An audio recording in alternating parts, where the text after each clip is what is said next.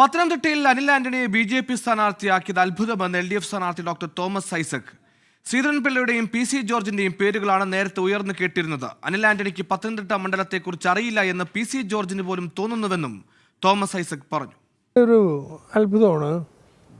ഇതുവരെ ചർച്ച ചെയ്ത ശ്രീധരൻപിള്ള, കുമ്മനം, ചിലർ പി.സി. ജോർജ്, അതൊക്കെ വിട്ട് ഇപ്പോൾ പി.സി. ജോർജ് വിശേഷണം കൊടുത്തല്ലോ പുതിയ സ്ഥാനാർത്ഥിക്ക്.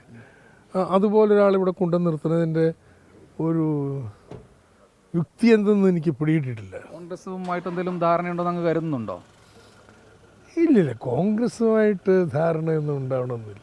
ഇപ്പോൾ ചില മണ്ഡലങ്ങളിൽ സ്ഥാനാർത്ഥികളെ LDF-നെ എതിരായിട്ട് ശക്തമായിട്ട് നീങ്ങാനായിട്ട് RSS നേതൃത്വം തീരുമാനിച്ചിട്ടുണ്ടാവണം.